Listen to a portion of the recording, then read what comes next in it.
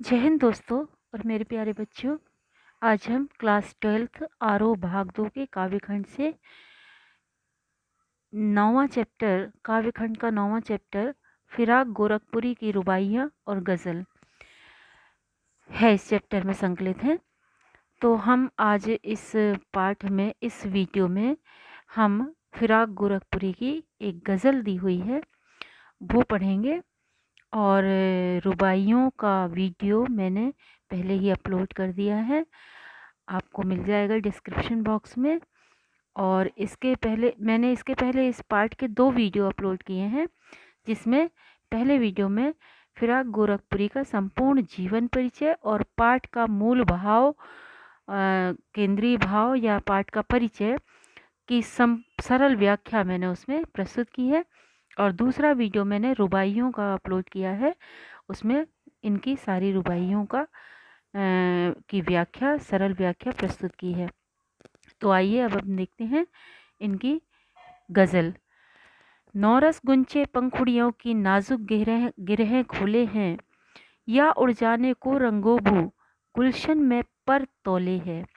नौरस यानी नया नया रस, गुंचे यानी कलियां, नाजुक यानी कोमल, गिरहें मतलब गांठें, रंगो बू रंग, और बू रंग यानी रंग, और बू यानी सुगंध, गुलशन यानी बाग बगीचा, और पर तोलना यानी पंख फैलाकर उड़ना।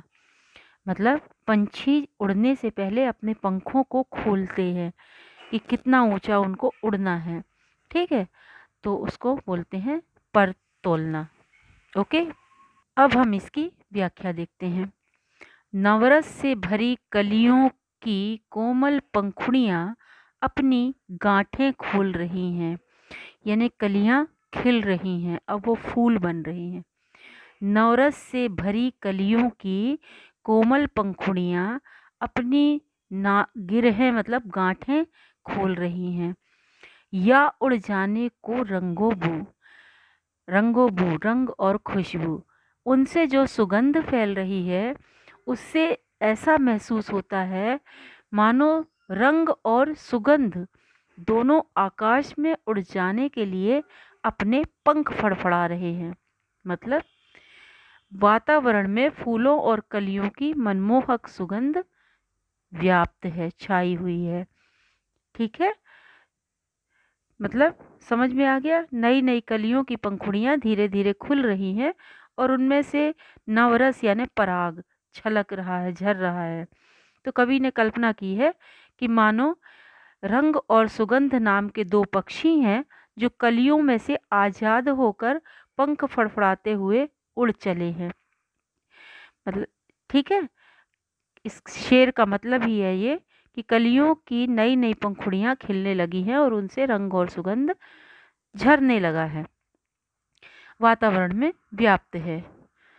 ठीक है, आगे दूसरा शेर देखते हैं। मैं यहाँ पर एक बात ज़रूर बता देना चाहती हूँ कि बेटा गज़ल का हर शेर अपने आप में मुकम्मल होता है, अपना अर्थ लिए होता है। एक शेर का दूसरे शेर से कोई संबंध हो ये ज़रूरी नहीं होता है। कोई भी गज़ल एक ही मूड में नहीं लिखी जाती है। जैसे दुष्यंत कुमार की गज़लें आप देखेंगे तो एक ही मूड में लिखी गई पूरी गज़ल एक ही मूड में लिखी गई है, जैसे एक उद्देश्य को लेकर लिखी गई है। लेकिन गज़ल में विशेष तौर पर यही विशेषता होती है, उसकी खासियत होती है कि गज़ल का हर शेर अपने आप में अलग होता है, मुकम्मल होता है, एक अलग अर्थ लिए होता है। तो फिराक गोरखपुरी की ये गज़लें भी क्या है, अलग अलग मूड की हैं और अलग अलग अर्थ लिए हुए हैं। दूसरा देखिए, तारे आंखें झपकावे है, जर्रा जर्रा सोए है, तुम भी सुनो हो यारो, शब में सन्नाटे कुछ बोले हैं। तो यहाँ पर सबसे पहले हम शब्दार्थ देखेंगे। देखो, ये जैसे कि पहले हमने कवि परिचय में पढ़ा था कि कि गज़लों में अक्सर रूमानियत की बातें होती हैं, इश्क मोहब्बत की बातें होती हैं, और उसमें बहुत कम ऐसा होता है कि गज़लों में क्या है, प्रकृति सौंदर्य या मौसम की बात हो, प्रकृति सौंदर्य की बात हो, या लोक मतलब सांसारिकता समस्याओं की बात हो, लोक जीवन की बात हो, ऐसा कम होता है। लेकिन ये जो रचनाएँ हैं, ये जो शेर हैं, ये प्रकृति सौंदर्य से संबंधित हैं और प्रेम की कोमल भावनाओं को लिए हुए हैं। ठीक है? तो हम इसका अर्थ देखते हैं। आँखें झपकाना मतलब बंद करना फिर खोलना। ठीक है? ज़र्रा-ज़र्रा मतलब कण-कण। शब यानी रात।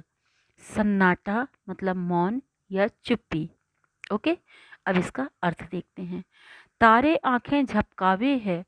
कवि कहते हैं कि रात ढल रही है, तारे भी आंखें झपकाकर मानो अब सोना चाह रहे हैं।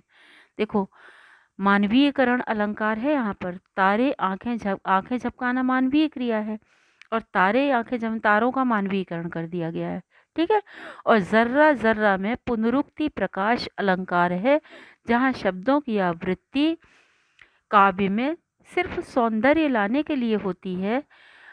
एक ही शब्द को दो बार यूज किया जाता है काव्य में सिर्फ एक सौंदर्य लाने को, तो वहां पर पुनरुक्ति प्रकाश अलंकार होता है। ओके, तो दो अलंकार तो पहली लाइन में ही है, ये आपको काव्य सौंदर्य में लिखना पड़ेगा। और अनुप्रास अलंकार तो है ही पूरी शेर में। तो देखते हैं, कवि कहते हैं ढलती हुई रात है और तारे भी मानो आंखें झपका झपका कर सोना चाह रहे हैं। जर्रा जर्रा सोए है, प्रकृति का कण कण सो रहा है, मौन है, चुप है। और कवि आगे कहते हैं तुम भी सुनो हो यारो, मुझे तो ये सन्नाटा मेरे प्रिय की याद दिला रहा है और मानो सन्नाटा मेरे साथ बातें कर रहा है।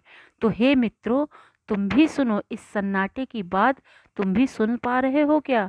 ये सन्नाटा केवल उसी से कुछ कहता है जिसके सीने में प्रेम की वेदना होती है। ये प्रेम की का शेर है, मोहब्बत का शेर है। तो तुम भी सुनो हो यारो, शब में सन्नाटे कुछ बोले हैं। शब मतलब मैंने बता दिया ना, रात। तो कहते रात में सन्नाटे कुछ कहते हैं, बातें करते हैं। हे मित्रों, तुम भी सुनो, क्या तुम भी सुन पा रहे हो? क्योंकि ये सन्नाटा उन्हीं से कुछ कहता है जिसके सीने में प्रेम की वेदना होती है। ठीक है, मेरे ख्याल से पूरा शेर समझ में आ गया होगा। मतलब वातावरण एकदम शांत है, मौन है, वातावरण का कण कण सोया हुआ है प्रकृति का, और ऐसे में ये तारे भी धीरे धीरे बुझना चाह रहे हैं क्योंकि रात ढल रही है। तो रात के समय एकदम चुप्पी और मौन को देखकर कवि को लगता है मानो सन्नाटा कुछ बोल रहा है और चारों ओर चुप्पी और मौन की आवाज़ सुनाई दे रही है। तो ठीक है, तो मतलब कवि रात के समय की मौन, चुप्पी और खामोशी को साकार करना चाहता है। ओके, तो सन्नाटे का मानवीकरण भी कर दिया गया है। तो देखिए, इसमें चार अलंकार आपको मिलेंगे। तारे आंखें झपका रहे हैं, मानवीकरण। जर्रा जर्रा सो रहा है, ये भी मानवीकरण। और प्लस पुनरुक्ति प्रकाश अलंकार। और शब में सन्नाटे कुछ बोल रहे हैं, सन्नाटे का मानवीकरण कर दिया गया है। और अनुप्रास अलंकार। तो ये तीन अलंकार आपको इसमें मिलेंगे। ठीक है, अब आगे देखते हैं अगला शेर क्या कहता है। हर शेर अपने आप में अलग मूड में है, ये बात आप विशेष ध्यान रखिए। हम हो या किस्मत हो हमारी, दोनों को एक ही काम मिला। किस्मत हमको रोले हुए है, हम किस्मत को रोले हैं, रो ले हैं। तो इसकी व्याख्या देखते हैं, अर्थ देखते हैं। कवि ये कहते हैं, शब्दार्थ बिल्कुल सरल है, इसमें कोई ऐसा शब्द नहीं है। गोरखपुरी जी कहते हैं कि मैं और मेरी किस्मत, हम हो या किस्मत हो हमारी, मैं और मेरी किस्मत दोनों को एक ही काम मिला है। मतलब दोनों एक जैसे हैं, मैं और मेरी किस्मत दोनों एक जैसे हैं और दोनों को एक ही काम है। किस्मत हमको रोले हुए है, मतलब दोनों अभाव और असफलता के कारण हमेशा रोते ही रहते हैं। दोनों को मानो एक ही काम मिला हुआ है, वो है रोने का। मेरी किस्मत मेरी हालत पर देखकर मुझ पर रोती है और मैं अपनी बुरी किस्मत को देखकर रोता हूँ। किस्मत हमको रोले हुए है, हम किस्मत को रोले हैं। ठीक है, समझ में आ गया। मेरी किस्मत मेरी हालत देखकर मुझ पर रोती है और मैं अपनी बुरी किस्मत पर रोता हूँ। मतलब ये कि मेरे जीवन में असफलता और निराशा के सिवा कुछ नहीं है, कवि ये कहना चाहते हैं। ठीक है, सरल है इस शेर का अर्थ। तो कवि और उसकी किस्मत दोनों में समानता है, दोनों ही निराशा के अंधेरे में डूबे हुए हैं। कवि का भाग्य कवि की बदकिस्मती को देखकर रोता है और कवि की दुर्दशा को देखकर आंसू बहाता है, और कवि जो है वो अपनी बदकिस्मती पर पछताता है, रोता है। ठीक है, अगला शेर देखते हैं। जो मुझको बदनाम करे हैं, काश वे इतना सोच सके, मेरा पर्दा खोले हैं या अपना पर्दा खोले हैं। तो आइए पहले इसका शब्दार्थ देखते हैं। इसमें शब्दार्थ में क्या है, काश। काश, काश अपन बोलते ना, काश ऐसा हो सकता। ठीक है, पर्दा मतलब रहस्य, छुपी हुई भावनाएं। अर्थ देखते हैं कि कवि कहते हैं कि जो भी लोग, ये देखो प्रेम मोहब्बत का शेर है ये, है, जो मुझको बदनाम करे हैं, जो भी लोग मेरे प्रेम की निंदा कर कर के मुझे बदनाम करते हैं, काश वे इतना समझ पाते कि वो मेरी नहीं अपनी पोलें खोल रहे हैं। मतलब मेरी निंदा करके उनकी ईर्ष्या प्रकट हो रही है, उनकी दुर्भावना प्रकट हो रही है। मतलब निंदा इंसान कब करता है, जब वो बराबरी नहीं कर पाता या ईर्ष्या करता है किसी से, तो निंदा करने बैठ जाता है। और उस निंदा को करके उसको संतुष्टि मिल आत्मसंतुष्टि मिलती है और वो खुश हो जाता है। वो सोचता है कि ये बुरा आदमी है, मैं तो इससे अच्छा हूँ, बेहतर हूँ। ठीक है, तो कवि उसको कह रहे हैं, और वास्तव में ऐसा ही है। हकीकत यही है कि जो लोग निंदा करते हैं वो वास्तव में अपनी हकीकत व्यक्त करते हैं कि वो खुद कैसे हैं। तो जो भी लोग मेरे प्रेम की निंदा कर कर के मुझे बदनाम करें, काश वे इतना समझ पाते कि वे मेरी नहीं अपनी पोलें खोल रहे हैं, क्योंकि मेरी निंदा से उनकी ईर्ष्या प्रकट हो रही है, उनके मन की दुर्भावनाएं व्यक्त हो रही हैं। ठीक है, तो कवि अपने मित्र संबंधी और इर्द गिर्द रहने वाले ईर्ष्यालु जनों को, जन जो से बदनाम करते हैं, उनके बारे में कह रहा है कि कवि के दुश्मन ये नहीं सोच पाते कि कवि की बदनामी करके वो अपनी पोल खोल रहे हैं, ना कि कवि की। मतलब आशय ये है कि कवि के दुश्मन कवि की बदनामी करते हैं, उसके छिपे हुए दोषों का पर्दाफाश करते हैं। तो वास्तव में ऐसा नहीं कर रहे हैं, वो अपनी कमजोरी का पर्दाफाश कर रहे हैं। कवि की बदनामी करके वो स्वयं अपनी ईर्ष्या को प्रकट कर रहे हैं। ठीक है, देखो इसमें कवि ने, शायर ने इस शेर में निंदकों पर जबरदस्त प्रहार किया है। वास्तव में प्रेम की निंदा करने वाले ईर्ष्यालु और ओछे लोग होते हैं। इस शेर की भाषा अत्यंत सरल है और इसमें ईर्ष्यालु लोग दूसरों का अपमान करने के चक्कर में वास्तव में स्वयं स्वयं को अपमानित करते हैं। भाषा बहुत सरल, सुंदर, प्रभावपूर्ण है। लोक प्रचलित शब्दों का धड़ल्ले से प्रयोग हुआ है। पर्दा खोलना सुंदर मुहावरा है जिसका मतलब है यहाँ पर मन में छुपी हुई कुटिल भावनाओं को उजागर करना। चलिए अगला शेर देखते हैं। ये कीमत भी अदा करे हैं हम बदुरुस्ती ए होशो हवास, तेरा सौदा करने वाले दीवाना भी होले हैं। देखते हैं इसका, पहले हम शब्दों का अर्थ देखते हैं। अदा करना मतलब देना, बदुरुस्ती ए होशो हवास यानी होशो हवास दुरुस्त रखकर, यानी पूरे विवेक के साथ। सौदा करना मतलब चाहने वाले, प्रेम करने वाले, और दीवाना यानी पागल, अलमस्त। तो इसका अर्थ देखते हैं।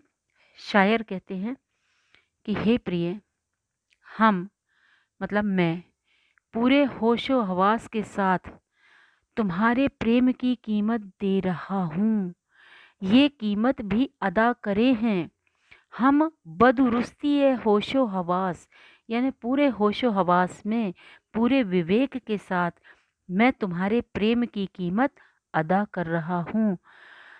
तेरा सौदा करने वाले दीवाना भी होले हैं, यानी जो भी प्रेम में डूबता है वह दीवाना हो ही जाता है। इसका आशय ये है कि कवि पूरे विवेक के साथ अपनी प्रिया के प्रेम में दीवाना हुआ है। मतलब कवि प्रेम की कीमत अपनी दीवानगी से देता है। मतलब उसने स्वयं को अपने प्रिय के प्रेम पर न्यौछावर कर दिया है। सौदा करना मतलब यहाँ पर प्रेम में अपना बनाने की कीमत देना। कवि प्रेम में दीवाना है और इस मनोदशा में उसने स्वयं को पूरी तरह प्रेम पर न्यौछावर कर दिया और वो कह रहा है कि ये दीवानगी जो है ये पूरे होशो हवास की दीवानगी है, पूरे विवेक के साथ मैं अपने आप को तुम्हें समर्पित करता हूँ। ठीक है, आगे देखते हैं। उर्दू शब्दावली का बहुत सुंदर प्रयोग है, और जैसे कीमत, अदा, बदुरुस्ती है, होशो हवास, सौदा, दीवाना, ये सब उर्दू शब्द हैं। ठीक है, अगला शेर देखते हैं। तेरे गम का पासे अदब है, कुछ दुनिया का ख्याल भी है, सबसे छिपा के दर्द के मारे चुपके चुपके रोले हैं। आइए पहले शब्दार्थ देखते हैं। गम, गम यानी दुख। पासे अदब मतलब लिहाज, अदब मतलब लिहाज, सम्मान। पासे अदब मतलब सम्मान का भाव। ख्याल मतलब चिंता, ध्यान, फिक्र करना। और बाकी तो इजी शब्द हैं। अर्थ देखते हैं कि तेरे गम का पासे अदब है। प्रेमी कवि अपनी प्रेमिका को कहता है कि हे प्रिय, मेरे मन में तेरे दुखों के प्रति पूरा सम्मान है। तेरे गम का पासे अदब है, मेरे मन में तेरे दुखों के प्रति पूरा सम्मान है, कुछ दुनिया का ख्याल भी है, मुझे तेरा पूरा लिहाज है, तेरी फिक्र है, तेरी चिंता है, परंतु साथ ही मुझे दुनियादारी की भी पूरी चिंता है। यानी कि प्रेमिका जो है वो अपने प्रिय से मिलने के लिए व्याकुल है, दुखी है। ठीक है, और उसी के लिए वो कह रहा है कि मुझे तेरे दुख का ख्याल है, तेरी चिंता है, तेरी फिक्र है, लेकिन दुनिया का ख्याल भी है, दुनियादारी की भी चिंता है, तेरी भावनाओं की कद्र करता हूँ, तेरे दुखों के प्रति पूरा सम्मान है, लेकिन क्या करूँ, मुझे दुनियादारी की भी पूरी चिंता है, क्योंकि सबसे छिपा के दर्द के मारे। क्यों चिंता है दुनियादारी की? कि दुनिया मुझे तुम्हारे प्रेम में मग्न नहीं देख सकती है, इसलिए मैं क्या करता हूँ, सबसे छिपा के दर्द के मारे चुपके चुपके रोले हैं। मैं औरों से अपने दर्द को छिपाता हूँ और तुम्हारे प्रेम में छिप छिप कर रो लेता हूँ। ठीक है, समझ में आ गया होगा। दूसरे शब्दों में कहती हूँ कि प्रिय जो कवि है वो अपनी प्रिया की विरह वेदना के प्रति पूरी तरह गंभीर है।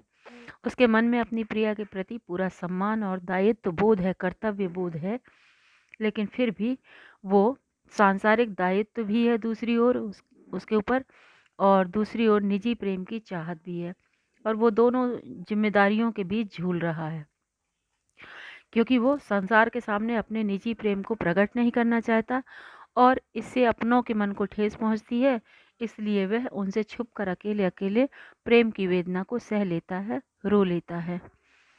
ओके, आगे देखते हैं अगला शेर।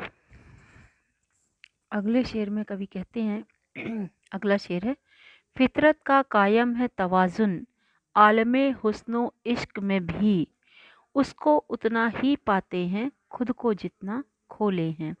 अब यहाँ पर पहले शब्दार्थ देखते हैं। फितरत यानी होता है प्रवृत्ति, लोगों की मनोवृत्ति, स्वभाव। कायम मतलब स्थापित। तवाजुन यानी संतुलन। आलमे हुस्नो इश्क, आलम यानी मतलब वातावरण, माहौल। हुस्न और इश्क मतलब प्रेम और सौंदर्य। हुस्न मतलब सौंदर्य, इश्क यानी प्रेम। ठीक है, तो हुस्न और मतलब प्रेम और सौंदर्य का संसार, प्रेम और सौंदर्य का वातावरण, माहौल। तो फितरत का कायम है तवाजुन, उसको उतना ही पाते हैं खुद को जितना खोले हैं। इस लाइन में सारे शब्द सरल हैं, तो इसका अर्थ देखते हैं। शायर कहते हैं कि प्रेम और सौंदर्य के संसार में, आलमे हुस्नो इश्क में, प्रेम और सौंदर्य के संसार में भी मनुष्य की प्रवृत्ति का, उसके स्वभाव का महत्वपूर्ण स्थान है। फितरत का कायम है तवाजुन, किसमें? आलमे हुस्नो इश्क में भी, प्रेम और सौंदर्य के संसार में भी मनुष्य की प्रवृत्ति का, उसके स्वभाव का, उसकी मनोवृत्ति का महत्वपूर्ण स्थान है। क्योंकि इस क्षेत्र में भी लेन देन का संतुलन बराबर बना रहता है। मतलब इश्क के, मोहब्बत के क्षेत्र में भी लेन देन का संतुलन बराबर बना रहता है, क्योंकि देखिए उसको उतना ही पाते हैं खुद को जितना खोले हैं। जो मनुष्य स्वयं को प्रेम में जितना अधिक समर्पित कर देता है वह उतना ही प्रेम प्राप्त करता है। यहाँ स्वयं को खो देने से ही प्रेम प्राप्त होता है। देखिए यहाँ पर वो कबीर का ठस्सा आ जाता है। कबीर जब कहते हैं कि कबीर कहते हैं कि जब मैं था तब हरि नहीं, अब हरि हैं मैं नाही, प्रेम गली अति सांकरी, जामे दो न समाही। मैं मतलब अहंकार। जब मन में अहंकार था तो ईश्वर मुझसे बहुत दूर थे, ठीक है, क्योंकि ईश्वर को अहंकार बिल्कुल पसंद नहीं है। और अब जब मैं था तब हरि नहीं, अब हरि हैं मैं नाही, मतलब अहंकार तिरोहित हो चला है, निकल गया है मेरे हृदय से, और अब केवल प्रभु ही प्रभु हैं। तो प्रेम की गली बहुत सकरी है, जिसमें या तो अहंकार रहेगा या ईश्वर रहेंगे। उसी तरह इश्क भी, मोहब्बत भी एक इबादत है और उसमें अहंकार का कोई स्थान नहीं है। और जितना व्यक्ति खुद को समर्पित करता है उतना ही ज़्यादा प्रेम प्राप्त करता है। अब ये प्रेम किसी भी तरह का हो, सब में यही नियम लागू होता है, ठीक है, किसी भी रिश्ते का प्रेम हो। अगला शेर देखते हैं। आबो ताब अशआर न पूछो, तुम भी आंखें रखो हो। आबो ताब अशार न पूछो, तुम भी आंखें रखो हो। ये जगमग बैतों की दमक है, या हम मोती रोले हैं। पहले शब्दार्थ देखते हैं। आबो ताब अशार यानी चमक दमक के साथ। आँख रखना मतलब देखने में समर्थ होना, सामर्थवान होना। बैत यानी यहाँ पर शेर को कहते हैं ना, उर्दू में शेरों को बैत बोलते हैं। दमक यानी चमक, और मोती रोले यानी आंसू छलकना। अब इसका अर्थ देखते हैं। शायर ये कहते हैं कि आबो ताब अशार न पूछो, तुम भी आंखें रखो हो, तुम मेरी शायरी की चमक दमक और कलाकारी पर फिदा मत हो, क्योंकि मेरी शायरी का सौंदर्य बनावटी और सजावटी बिल्कुल नहीं है। तुम भी आंखें रखते हो, तुम भी अनुभव करते हो। आंखें रखना यानी यहाँ पर एक व्यंग है एक्चुअली। आंख रखने का आशय है पूरी तरह, पूरी समझ रखना, मर्म को जानना, मर्मज्ञ होना किसी विषय पर। तो वो कहते हैं कि तुम मेरी कविता की ऊपरी चमक दमक या कलाकारी पर मत फिदा हो। मेरी शायरी का सौंदर्य बनावटी या सजावटी बिल्कुल नहीं है। इतना तो सब लोग समझ ही सकते हैं कि मेरे शेरों में जो सौंदर्य है वह आँखों के आंसुओं में से निकला हुआ है। मतलब मैंने आँखों से जो अश्रु बहाए हैं उन्हीं के कारण मेरी शायरी में चमक आई है। मतलब शेरो शायरी का अलंकारिक सौंदर्य कहने का कलात्मक ढंग कहलाता है जगमग बैतों की चमक। मतलब इस कविता का आशय, इस शेर का आशय ये है कि मैं अपनी शेरों में विरह वेदना रूपी आंसुओं को रोया हूँ। मेरी कविता में सच्ची विरह वेदना है, प्रकट हुई है, तब इसमें ये सौंदर्य आया है।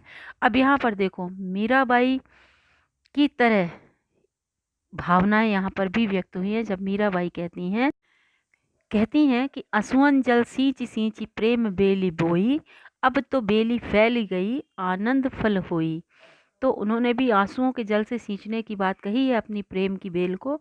और यहाँ पर कवि ने भी, शायर ने भी यही कहा है कि अपने प्रिय की विरह वेदना में बहे हुए जो मैंने आंसू बहाए हैं उससे मेरा प्रेम परिपक्व हुआ है, और मेरी कविता, मेरी शेर मेरी सच्ची विरह वेदना को प्रकट करते हैं।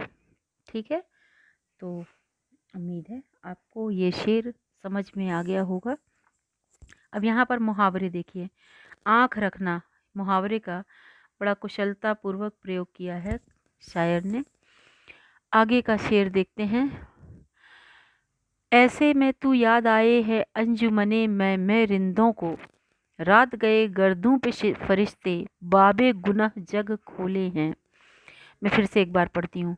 ऐसे में तू याद आए है अंजुमने मैं रिंदों को, रात गए गर्दों पे फरिश्ते, बबे गुनह जग खोले हैं। सबसे पहले इनका शब्दों का अर्थ देखते हैं।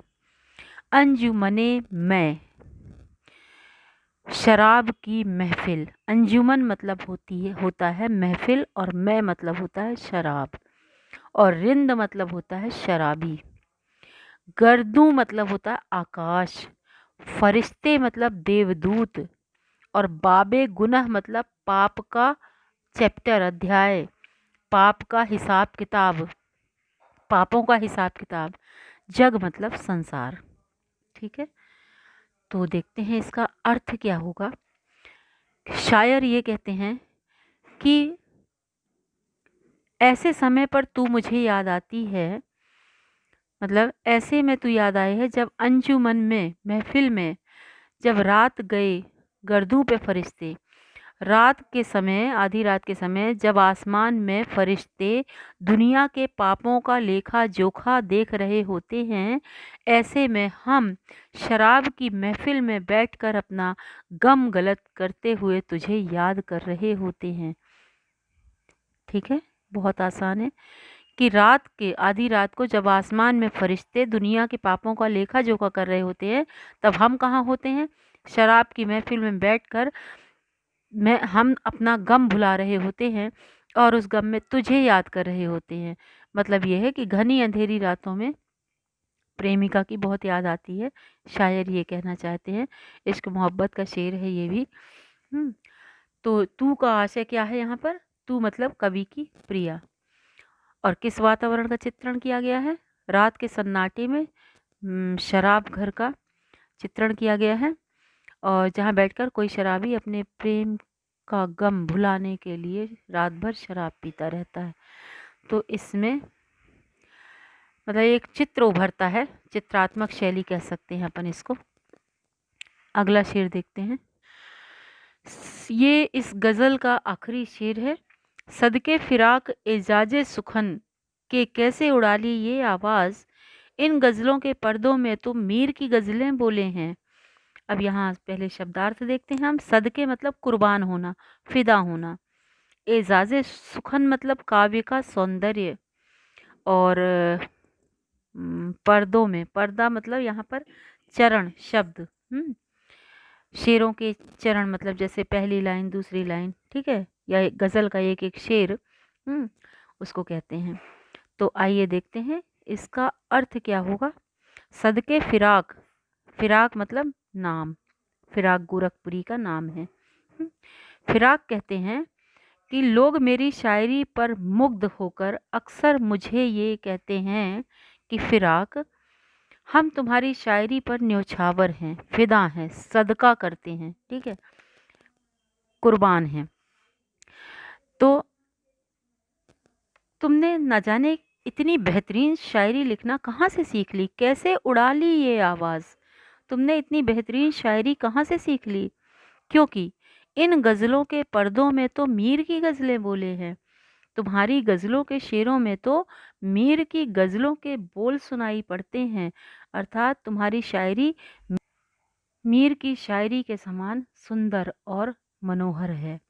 ठीक है, तो फिर से मैं एक बार रिपीट करती हूँ इसको। सदके यानी फिराक, लोग कहते हैं, फिराक कहते हैं, गोरखपुरी कहते हैं कि लोग कहते हैं कि फिराक, हम तुम्हारी शायरी पर मुग्ध हैं, तुम्हारी शायरी पर कुर्बान है, न्योछावर हैं। तुमने इतनी बेहतरीन शायरी लिखना कहाँ से सीखा, इतनी बेहतरीन शायरी कहना कहाँ से सीखा। तुम्हारी गज़लों के शेरों में तो मीर की गज़लों के बोल सुनाई पड़ते हैं, वो खूबसूरती, वो सुंदरता, वो भाव, सौंदर्य दिखाई पड़ता है जो मीर की शायरी में दिखाई पड़ता है। तुम्हारी शायरी मीर की शायरी के समान सुंदर और मनोरम है। तो समझ में आ गया होगा। ठीक है, फिराक अपने प्रशंसक मित्रों के बारे में बता रहे हैं कि उनके प्रशंसक जो है आश्चर्य मिश्रित स्वर में फिराक को कहते हैं कि फिराक, तुमने कविता की यह सुंदरता कहाँ से उड़ा ली है, कहाँ से सीख ली है। ठीक है, तो क्योंकि उनकी वाणी में प्रसिद्ध शायर मीर की मधुरता झलक रही है, और कवि ने स्वयं अपने शेर में अपनी ही कविता की प्रशंसा की है, और ये एक आत्म प्रशंसा का शेर अपन कह सकते हैं। तो उर्दू गज़ल की ध्वनि इस शेर में साफ सुनाई पड़ती है। उर्दू शब्दावली की प्रधानता है और हिंदी पाठकों के लिए ये शब्दावली थोड़ी सी कठिन है, लेकिन इतनी कठिन भी नहीं है, इजी है। ठीक है, तो उम्मीद है आपको ये गज़ल बहुत अच्छी तरह समझ में आई होगी और ये इस फिराक गोरखपुरी की रुबाइयों और गज़लों का आखिरी शेर है। मिलते हैं अगले पार्ट में अगले वीडियो के साथ। तब तक के लिए नमस्कार, शुक्रिया, जय हिंद, जय भारत।